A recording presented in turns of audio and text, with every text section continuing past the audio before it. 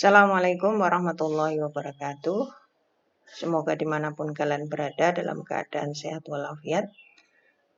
Hari ini kita belajar tentang pembahasan mengenai teknik analisis data adalah uji hubungan atau uji korelasi ya. Ini merupakan uji yang sering dilakukan mahasiswa ya, terutama S1 yang dipilih ya untuk penelitiannya dalam dengan metode penelitian kuantitatif.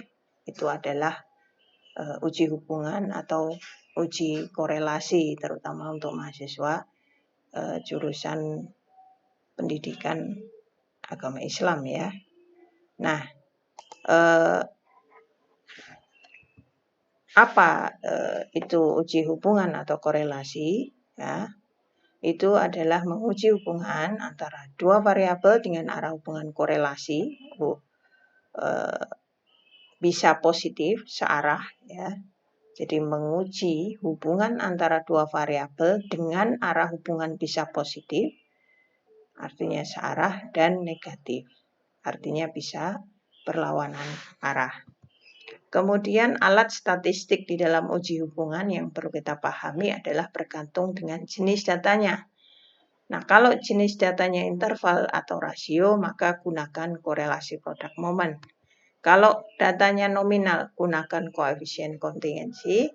Kalau datanya ordinal, gunakan korelasi tata jenjang atau rank order. Dan kalau datanya interval dan nominal, kita gunakan point P serial. Nah, hari ini kita akan belajar yang juga sangat populer digunakan mahasiswa S1, itu adalah jenis korelasi produk moment ya. Oke, bagaimana langkah uji korelasi produk moment?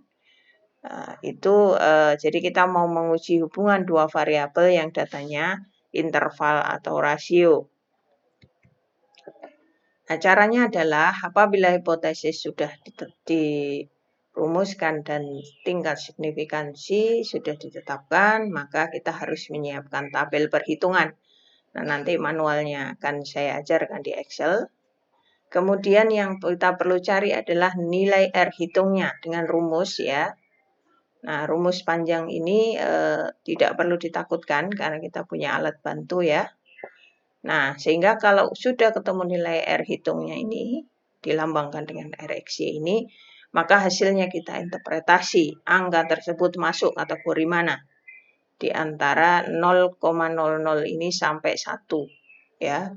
Kalau semakin mendekati 0, maka akan sangat rendah tingkat hubungan atau korelasinya. Kalau sampai mendekati angka 1, maka sangat kuat. Atau di tengah-tengahnya. Nah, nanti akan kita lihat. Nah, apabila sudah kita dapatkan nilai R hitung, maka jika kita ingin menguji hipotesis, apakah hipotesis itu signifikan mewakili populasi, maka kita harus membandingkannya dengan nilai R tabel ya. Caranya adalah dengan mencari terlebih dahulu degree of freedom atau derajat kebebasan atau derajat bebas dengan rumus N-2, nanti juga akan kita ajarkan. Kemudian setelah itu kita bandingkan ya, menguji hipotesis dengan mencari nilai signifikasi dan membandingkan R hitung dan R tabel, lalu kita buat kesimpulan. Oke, kita misalkan contoh ya. Contoh ini ada di bukunya Prof. Sugiono ya, bagi kalian jurusan pendidikan. Nah, misalkan ada hipotesis atau dugaan terdapat hubungan antara pendapatan orang tua dengan pengeluaran jajan siswa. Jadi ini pendapatan per bulan, misalkan dikali 100.000, ini hanya contoh saja ya. Kita lambangkan X, sedangkan uang saku per bulan kita lambangkan Y. Jadi ini 800.000, 900.000 gitu ya. Kemudian ini 300.000, 300.000 dan seterusnya. Lalu kita akan menguji hipotesis tersebut menggunakan korelasi produk moment dengan tingkat signifikansi alfa yang kita tetapkan 0,05. Hipotesis akan diterima bila nilai signifikansi atau nilai R hitung ya. Nilai R hitungnya itu lebih besar dari sama dengan nilai R tabel. Jadi kalau nilai R hitungnya lebih besar dari R tabel, maka hipotesis akan diterima. Kemudian berikut ini ya, data pendapatan orang tua dan uang jajan siswa itu datanya adalah data rasio. Itulah sebabnya kita mengujinya dengan korelasi produk moment karena datanya data rasio ya, yang ada nol mutlaknya ya. Oke, lalu apa yang akan kita lakukan ketika kita sudah mengetahui data ini? Kita buat tabelnya di Excel. Nah, seperti ini ya. Jadi, nah ini ya, kita buat tabel seperti ini ya. Ada nomor responden, ini berarti jumlah responden pertama sampai 10. Bawahnya adalah totalnya nanti. Kemudian pendapatannya kita lambangkan X, kita tulis. Jajannya kita lambangkan Y, kita tulis. Nah, di sini, di sebelah kanan ini adalah rumus dari R hitung, ya, RXY-nya ini. Nah, yang perlu kita cari tentu yang di rumus-rumus ini apa saja. Nilai N itu jumlah responden, sudah kita ketahui 10 ya nanti. Maka yang perlu dicari adalah nilai jumlah atau sigma XI, YI. Nah, maka kita tambahkan tabelnya. Kemudian sigma X itu berarti jumlah dari X, berarti di sini nanti. Kemudian sigma Y, yang ini ya, di sini nanti jumlah dari Y. Kemudian sigma X I kuadrat. Maka kita buat tabelnya, X I kuadrat kita cari dulu, lalu kita cari jumlahnya. Kemudian X sudah, Y ya, sigma Y I kuadrat. Maka kita cari Y kuadratnya, kita buatkan tabel, nanti sigmanya kita cari. Nah, ketika sudah terbentuk tabel seperti ini, maka kita langsung saja isi ya. Pertama adalah mengalihkan X ke I dikali Y ke I, artinya X pertama dikali Y pertama, X kedua dikali Y kedua. Nah, kita langsung saja masukkan rumus Excel-nya ya.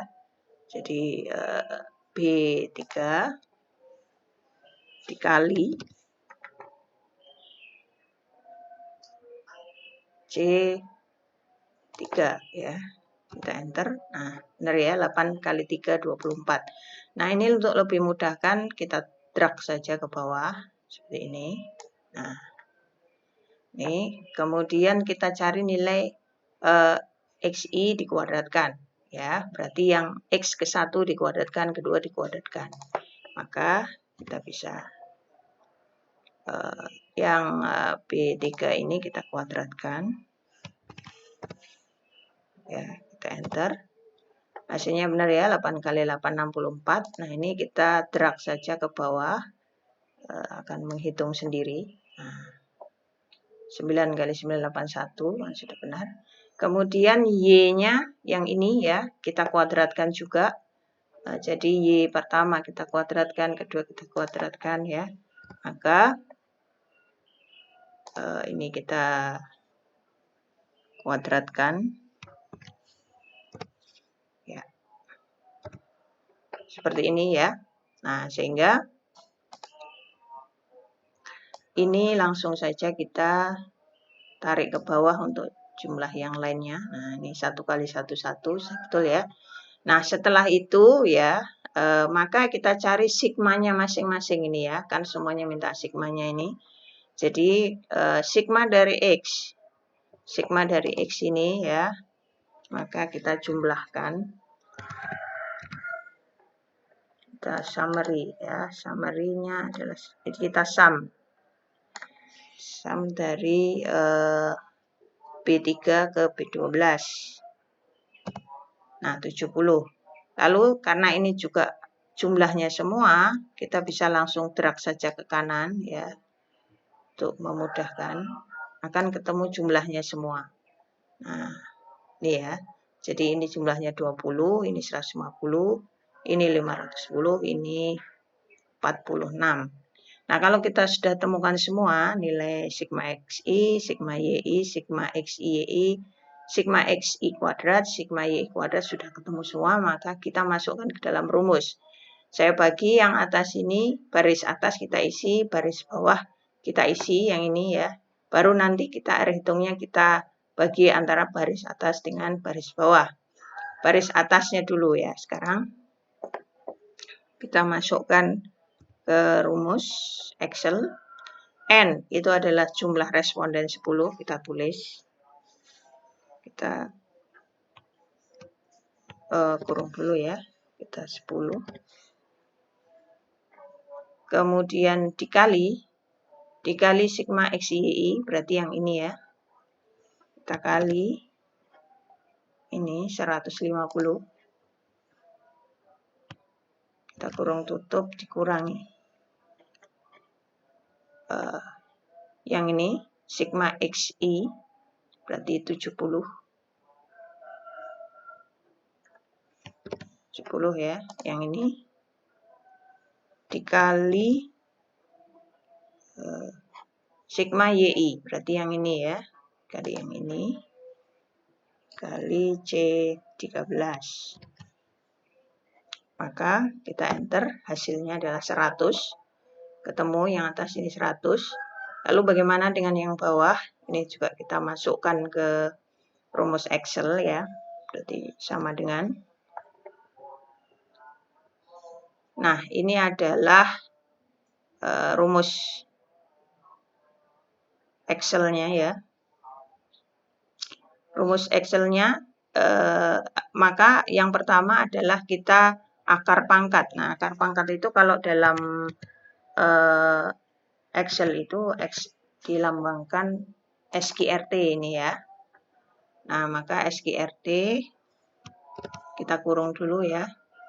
Nah, kita masukkan nilai N. N-nya adalah 10 tadi.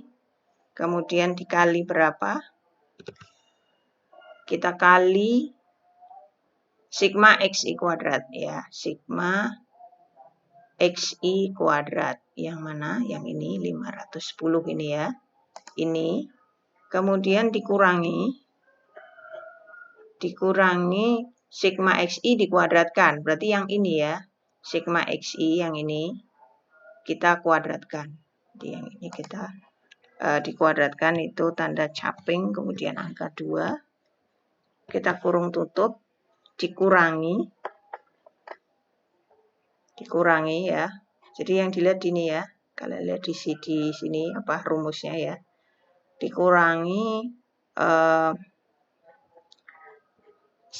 N lagi ya. Kita buka kurung dulu. N-nya adalah 10. Kemudian dikali. Nah, ini 10 dikali sigma Y1 kuadrat. Mana sigma Y1 kuadrat. Yang ini ya. Sigma Y1 kuadrat 46 ini.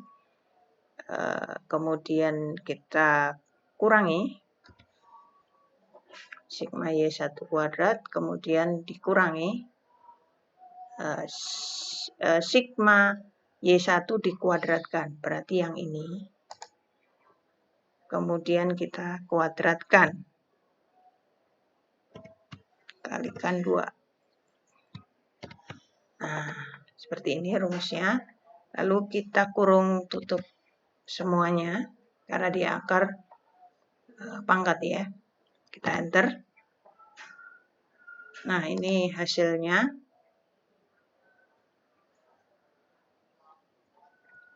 Sepertinya ada kekeliruan ini ya. Jadi kita ulang lagi coba ya. Sama dengan SQRT kurung buka 10 dikali sigma XI kuadrat. Sigma XI kuadrat. Yang ini ya, kemudian dikurangi sigma xi dikuadratkan. Jadi yang ini di akar pangkat 2 ya. Kemudian kita kali 10. Kemudian kita kali 10 dikali sigma yi kuadrat. Sigma yi berarti yang ini ya, 46.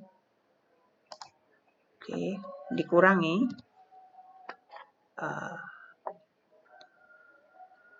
dikurangi sigma yi dikuadratkan, berarti yang ini ya. Yang ini kita kuadratkan ya.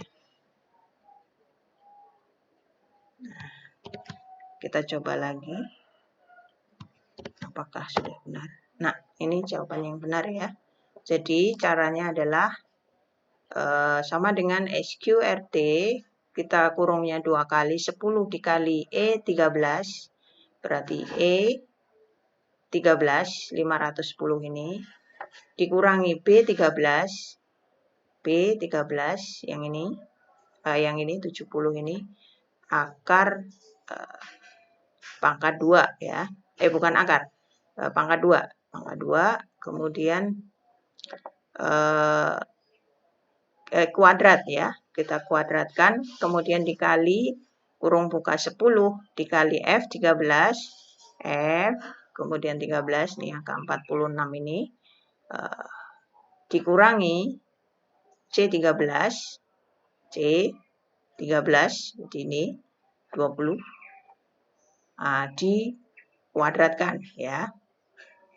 Karena ini tadi kan sigma Y1 ini dikuadratkan, maka kurung tutup hasilnya adalah 109,544. Nah, kemudian kita cari nilai R hitungnya, yaitu kepencet ya.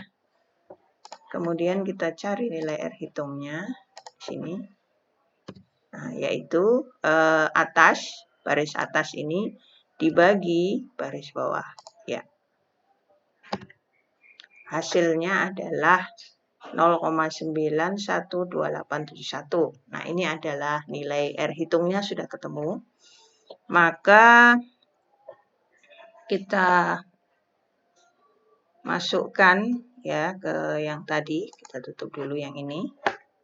Kita kembali ke PPT kita. Nah, sehingga setelah kita ketemu nilai R hitungnya, kita interpretasi koefisien korelasinya. Kan hasil hitung ditemukan R hitungnya 0,91281. Nah, ini kita interpretasi. Angka ini masuk di mana? Ini sepertinya mendekati angka 1. Nah, ini ya. Antara 0,8 sampai 1. Maka kategorinya adalah sangat kuat korelasinya. Dengan demikian, hubungan antara pendapatan orang tua dengan uang jajan siswa masuk dalam kategori sangat kuat ya. Lalu setelah itu kita lakukan uji hipotesis. Uji hipotesis untuk diketahui apakah hipotesis diterima atau tidak ya, apakah sampel mewakili populasi. Pertama kita cari setelah nilai R hitungnya ketemu ya, 0,912871, maka kita cari nilai R tabel. Bagaimana caranya? DF-nya ini kalian bisa dapatkan di banyak ya, di website di internet. Silahkan ketik R tabel, begitu akan muncul banyak ya. Nah, caranya kalau sudah dapatkan R tabel seperti ini, maka kita lihat DF-nya N-2 itu berarti N itu jumlah responden dikurangi 2. Degree of freedom-nya adalah N-2. Maka tadi kita pakai responden 10. Kita kurangi 2 berarti di angka 8 ya, di baris 8. Lalu tingkat signifikansi kita pilih uji 2 arah, bisa positif bisa negatif ya. Sehingga kita pilih yang 0,05 sudah kita tetapkan tadi. Ketemulah angka 0,6319 pada kolom 0,05 dan baris 8. kita masukkan nilai R tabelnya 0,6319 sehingga mana yang lebih besar ternyata adalah nilai R hitungnya. Sehingga nilai R hitung lebih besar dari nilai R tabel. Kesimpulannya adalah hipotesis diterima sehingga dapat kita simpulkan ya terdapat hubungan antara pendapatan orang tua dengan uang jajan siswa. Ya. Nilai R hitung positif. Nah, ini angka positif itu menunjukkan nilai R hitungnya ini kan positif bukan negatif. Hubungannya positif, artinya semakin tinggi pendapatan orang tua, maka semakin tinggi pula jumlah uang jajan siswa. Dengan arah hubungan yang positif dan tingkat keeratan hubungan yang sangat kuat ya tadi ya. Oke, demikian yang kita pelajari hari ini. Semoga bermanfaat. Assalamualaikum warahmatullahi wabarakatuh.